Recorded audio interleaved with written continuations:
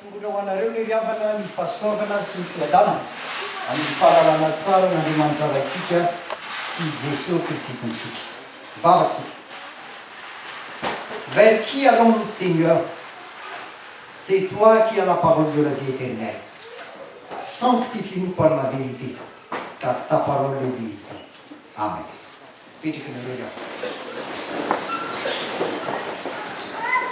Riavaka malala raha mifidy ny tenin'Andriamanitra hoentina amin'izao fotoana famaranana ny zay aparitany ny faritany fivondritsinany izao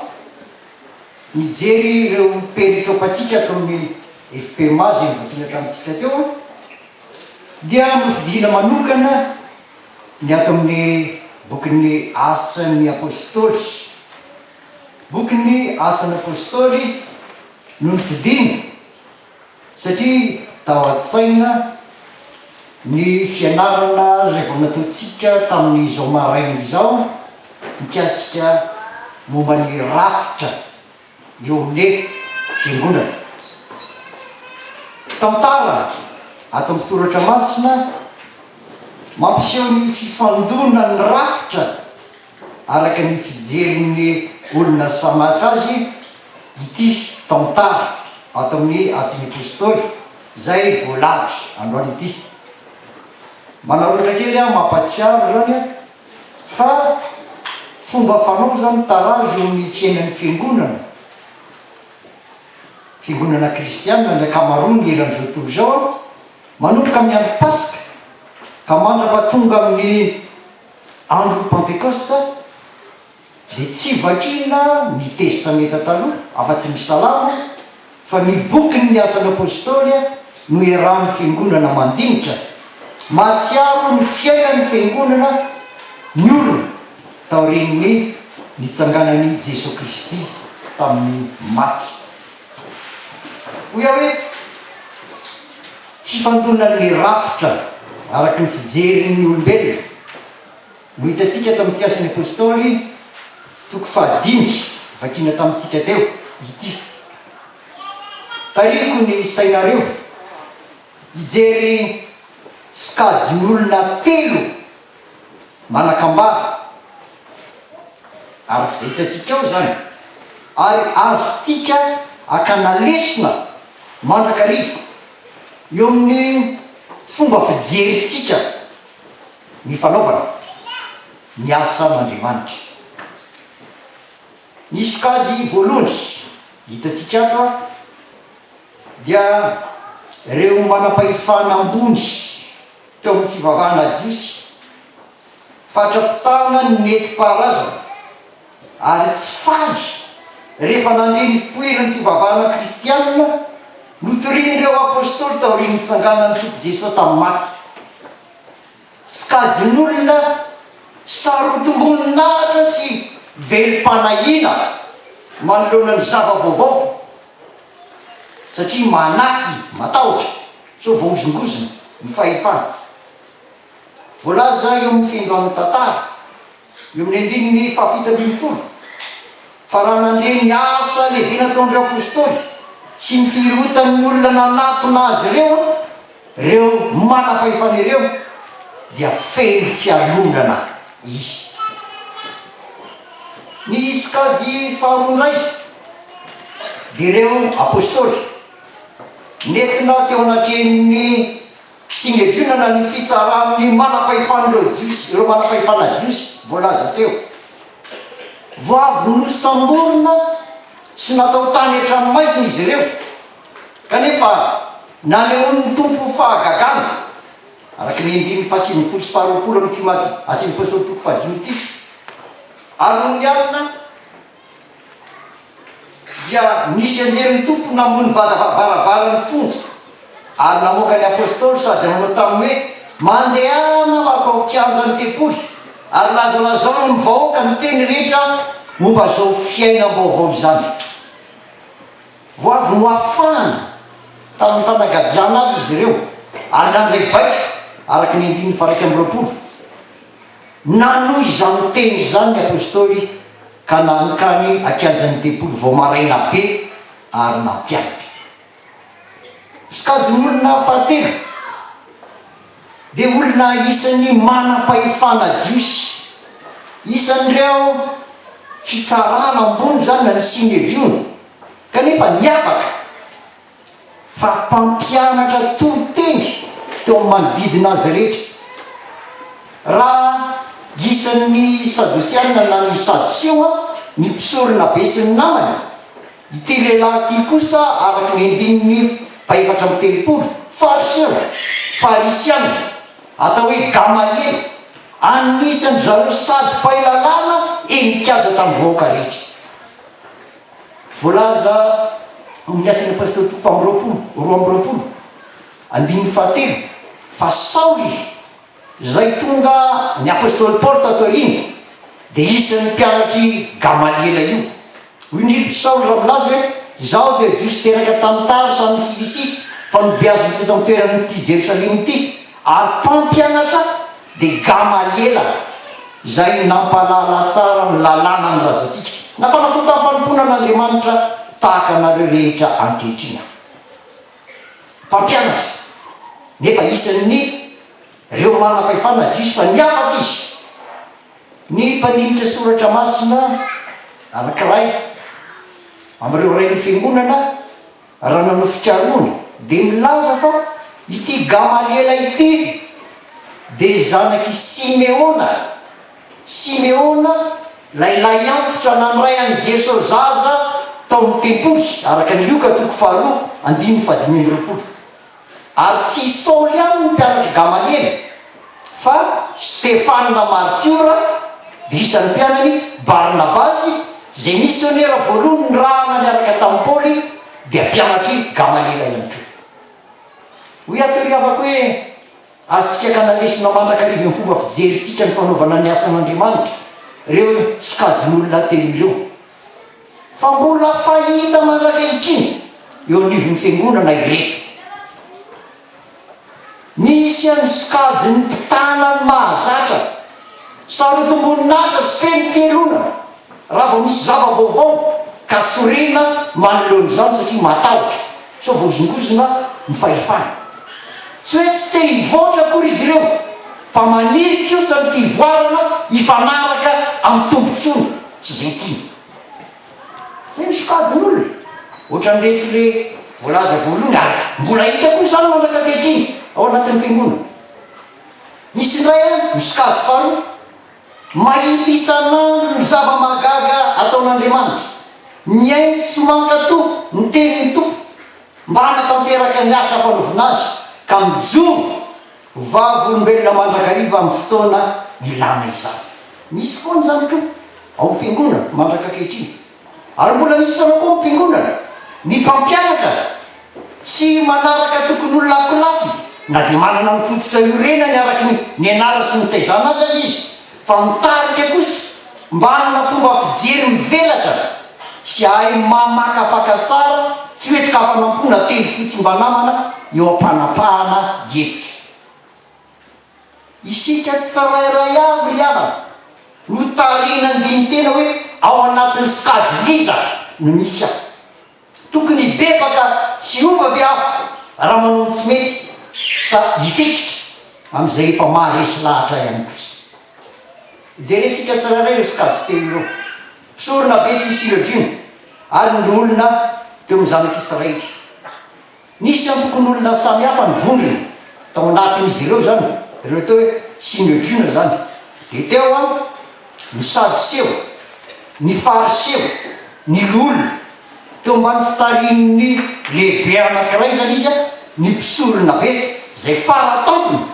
amin'ny fahefanara-pivavahana teo amin'ny jiosy. Ireo londony ireo tsy mifanaraka foana matetika. Ary hitatika izany ohatra tantara amin'ny Lioka 2:20-20. Ny sadoseo, ny sadosiana dia tsy mba niny fitsanganan'ny tena maty dia nakafanany Jesosy Kristy izy nanontany Jesosy Kristy. Tsy nanakalahatra izy ireo tomindreo ny valitenin'ny tompo mazava tsy edikevitra.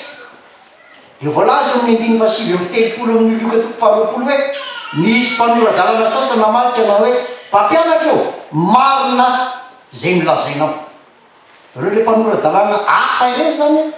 dia mifariseo ireo ny mpanao fiteny izy dia miara-milaza fa nisy fariseo anankiray izay mpanoradalàna araka ny marika toko faharoambin'ny folo andimy fahavalombiroapolo ka hatramin'ny faefatra amby telopolo nanatona nanontany amin'i Jesosy momba zay didy lehibe ary efa nareny valo tenin'ny tompo dia resy lahatra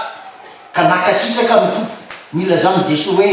tsy lavitra ny fanjakan'Andriamanitra ianao. Misy karazan'olona samy hafa zany amin'izy ireo fa izao nakambany andraikitra ka tsy maintsy miaraka ireo tompotelo ireo ary efa misy manenongenina ny fahefany dia miray hevitra mandrakariva zareo mba nameloka. Tsy mampanina ny fariseo zay fahavalon'ny Herodianina ny ray hevitra tamin'izy ireo amantika an' Jesosy tamin'ny teniny raha mody nanontany mamety ny ataovana vola etra ho an'ny Kaisary izy ireo. Zao mantsy ny zavatra fahita foana ary afako ary etrareo tsara ty mora mahay miray hevitra foana ny olona rehefa andeho amin'ny ratsy fa saka kosa miezaka ray hevitra rehefa andeho amin'ny tsara satria saika samy te hitanany heviny foana ny tsiraray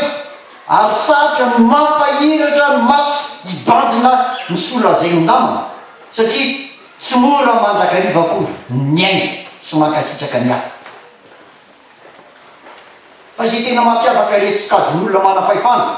toy ny mpisorona be ny olona sy ny vinoleta dia matoky ny fahaizana izy zay velony tsaikefany loatra ary mifitotra amin'izany dia manery ny hafa anaiky azy. Tsy nampanina azy ireo ny nampiseho miary amin'ny fahefana ka samy laza eky izy ireo hoe noraranay mafy dia mafy ianareo tsy ampianatra ny anaminy anarany ny lehilahy kanjo voaika ny fenomoniko ampianaranareo Jerosalema manontolo satrinareo tompona andraikitra amin'ny hafatesan'iny lehilahy iny izahy. Marika anankiray riavako marika tsy miafina mihitsiny ahafantarana ny olona sarotomboninaitra sy mitompo teny fantatra dia ny fandraisy ny fiampanganany teny any an-trano zay zavatra mitranga ka ambarany olona io le ataontsika amin'ny teny frantsay hoe susceptibilité. Rehefa olona ny susceptible olona matikamo zay sarotiny amin'hoe zay ny marina dia tazoniny iny a dia raha misy ndeny dia zandray ny siny amin'iny raha miatrika an'izay ianao hoe zany ny siny amin'iny dia tadika elo zay izy ka zay anisany anankiray marika anankiray afantarana ny olona mora sarotra rotomboninaitra tsy tehen'ny hafa zay le susceptibilité zay tsy mahay mandinika ny zava-mitranga amin'ny maso tsy miakatra na mandiny teny fa mora manadiny ary maika ny tsara sy ny anameloka fa manamafo manoloana ny marina. Eto izy ireo dia miteny hoe vo maika ny fenonareo ny fahafatesana ary satrinareo tompona andraikitra ny nafatesan'iny lehilahy iny zay adininy sady fa lioka toko fatena amin'ny roapolo andiny fahafolo teo amin'ny nitsaranan'i Jesosy dia voasoratra hoe eo zany le londo mpisorona sy reo mpailalàna tsy satsatra ny mpangazy ary maty toko afito amin'ny roapolo andiny faharoapolo raha ny salasala Pilaty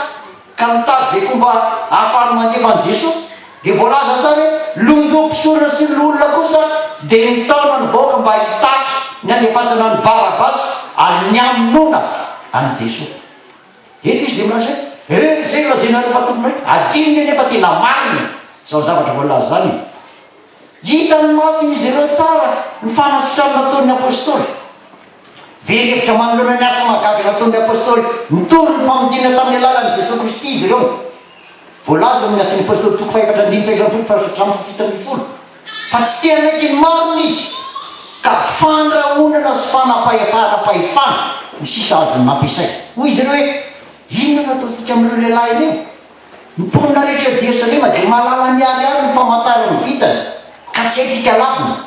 kanefa mba tsy elezan'izany mivoaka mitsony dia aoka horahonantsika izy ireo ka hosakanana tsy teny amin'ny anaran'i Jesosy na amin'iza na amin'izy. Ireo sikazo voalohany mafy miady mafy hitanany rafitra mety parazana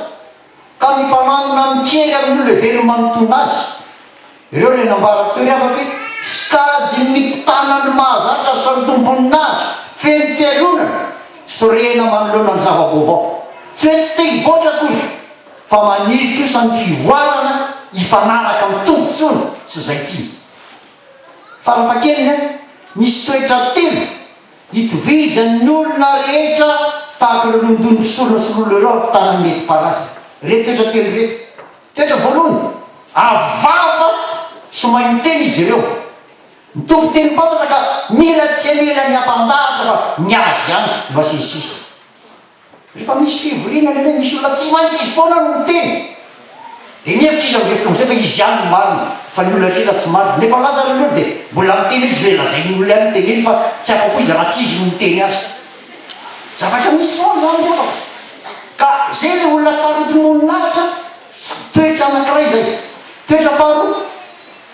tsy ingery izy reo taona ny olotsotra naraka azy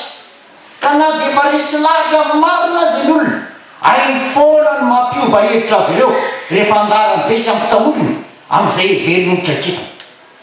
efa manaky sy olona aodiny ray izy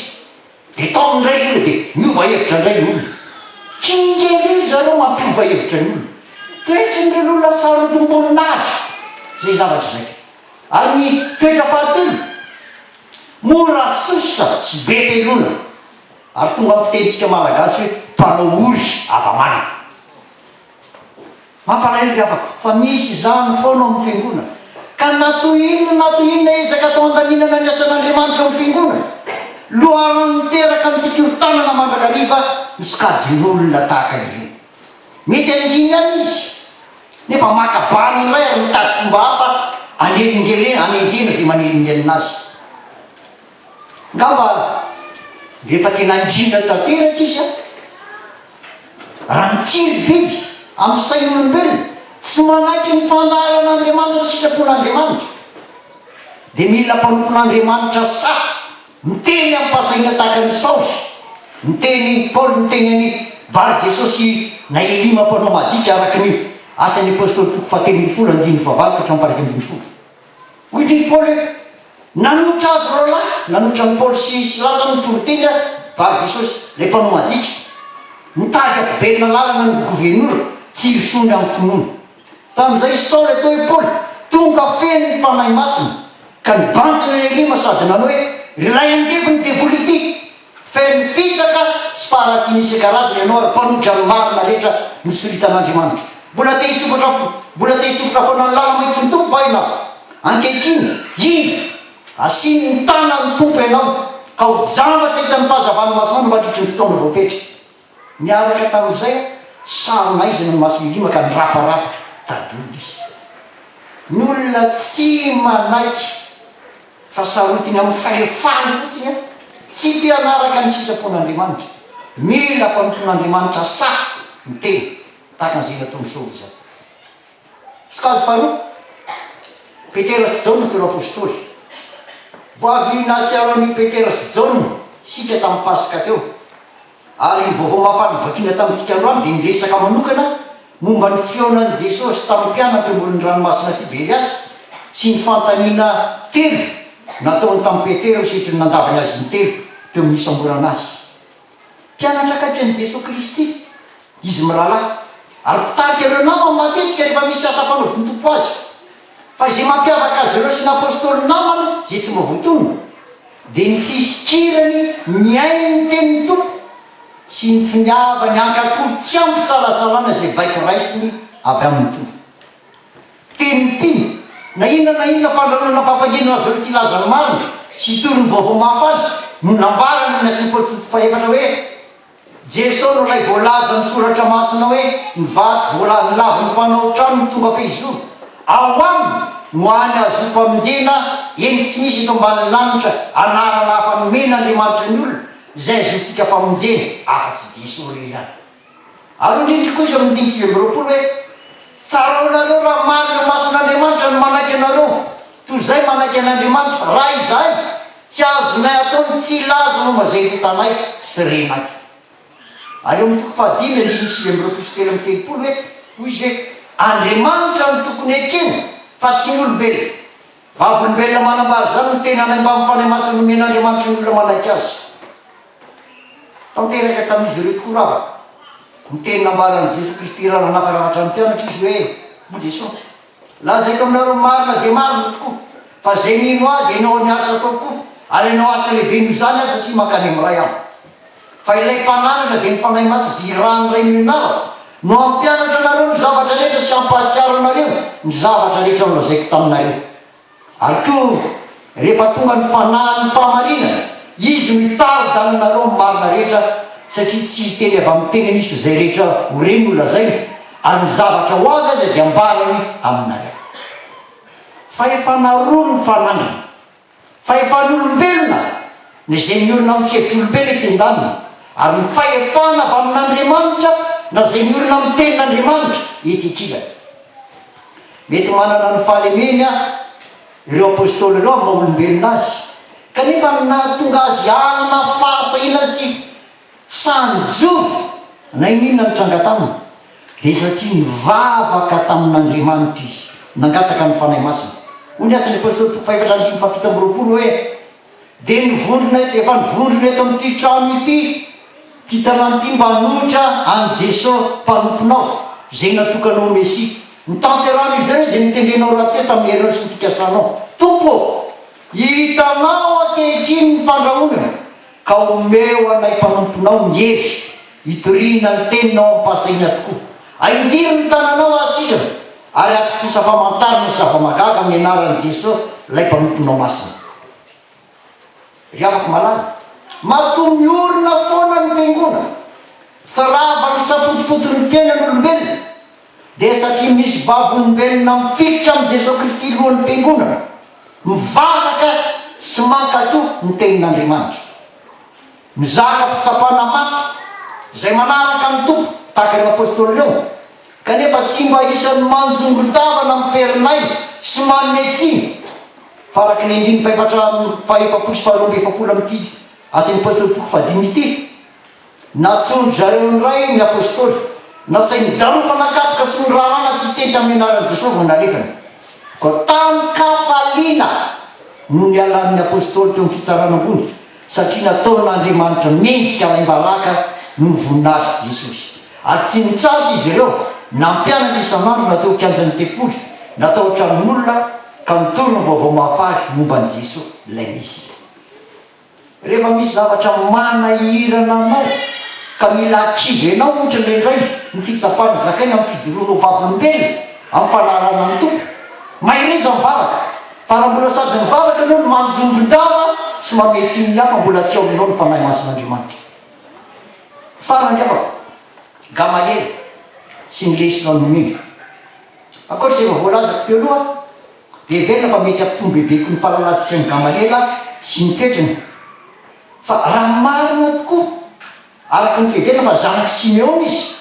dia tsaroana zay voalaza momba ny Simeona io araky ny lioka toko faharoa andiny faharoapolo roapolo nisy lehilahy natsony hoe Simeona olo marina sady tena mpivavaka zany lehilahy zany ary fatra-piandry lay ho avy amponina ny vahoaka ny Israely nombany fanahy masina izy hoy ny fitentsika malagasy hoe niazo ny vanimkolakana ny tany an'liny no tsara tsy mahagaga raha mijoro Gamaliel raha zanaky Simeona izy satria ny rainy dia zay olona nombany fanahy masina tena mpivavaka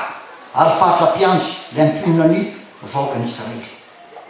raha izy tokoa no mety ilay farisiona anatin'ny Jesosy ka nantana izy momba ny didy lehibe ny fomba nentiny nakasirao ny fanazavana nataon'i Jesosy hoe mpampianatra tsara zany ary marina ny filazanao fa tokan'Andriamanitra tsy misy afa-tsy izy ka nity azy amin'ny fo manontolo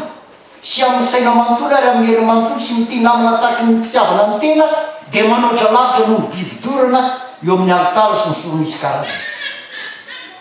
dia nahatonga ny fanamariny tompo hoe tsy lavitra ny fanjakan'Andriamanitra ianao mampisaotra zany afaka fa tsy mijery tavan'olona izy ary tsy lava mifakampanahanana fitsaratsarana melo préjugé fa sady mamakafaka no mandinika lamy ary mitarika no mitarika ny miaino azy koa mba hay mandinika fa zay tena mampiavaka ny Gamaliel eto dia ny fifikira amin'ny fahamarinana ka nahatonga azy tsy mampitena maso tao anatrehan'ireo namana tsy mba mananaiky mpanara diadrano fotsiny no fitentsika malagasy tsy nanaiky teniteny foana mikafanam-po fa voalanjalanja ny tsara ny teny nambara ainy nampitodika ireo namany tamin'ny tantara lasa tokony azonatraikeva tokoa ary marina tsy hidikevitra ny famarana ny teniny hoe izao ny teniko aminareo kehitriny aza raha iny reo olon'ireo fa avelao izy andeha satria andamoky io fikasana io na io asy io raha vamin'olombelona fa raha vamin'andriamanitra kosa tsy azonareo fana sao dia nareo ndray ny tonga mpiady amin'andriamanitra hita tokoa ny teny kavako fa manaraka tsara ny zava-mitrano izy tsy varina amin'ny lafiny everina hoe ara-pivavahana na ara-panahy mampalelo amintsika matsy matetika dia varina amin'ny hoe ara-pivavahana na ara-panahy dia tsy mijery ny zava-mitranga mino fa tsy aminareo misy an'izany fa zay tany Madagasikara taloha misy olona mifanakaikitrano aminay mpivavaka anak'iray mafana fo be zareo na mijery tele ara dia tsy azo atao foy devolo ny tele tsy manaraka vaovao dia aty amintsika moa amin'izao fotoana izao dia aza mihena nandrenimila n'izao tontolo izao reny fa ira evangelika ihany reny io nefa ira evangelika ny rythme loka ny rythme atao amin'ilay evangelika rapy sy miseva ny anarana fotsiny hoe jesosy fetsaraambelatsy ary ny olona manao hoe karaha evangelika mitady volo oatra mitady io ny olona n'izao tontolo zany fa alay mpanahy ny olona aka zany endrika ivelany zany reny ray mila fitandremana za tsy manao ny evangelika rehetrarehetra fa jereo tsara aloha rehefa misy olona fara zay sarotra ro tena amin'ny zavatra ohatran'ireny hoe tena mampianatra marina dia sahirina ny saina ao ambadika eo mahay mitokony hoe tokony mahay manaraka ny zava-misy ary tsy mijana fotsiny hoe ara-panana ara-pivavahana fa ny tena zava-dehibe dia voalaza hoe olona matahotra an'andriamanitra na dia fitsarana azy ny ohatreny ary isan'ny manam-pahefana sy mpitsara izy dia zava-dehibe ny fahafatirany hoe andamoko io fafikasana io a raha avy amin'olombelona fa raha avy amin'andriamanitra tsy azonareo foanana fa sao ianareo indray ny tonga mpiady amin'andriamanitra ry afaka malala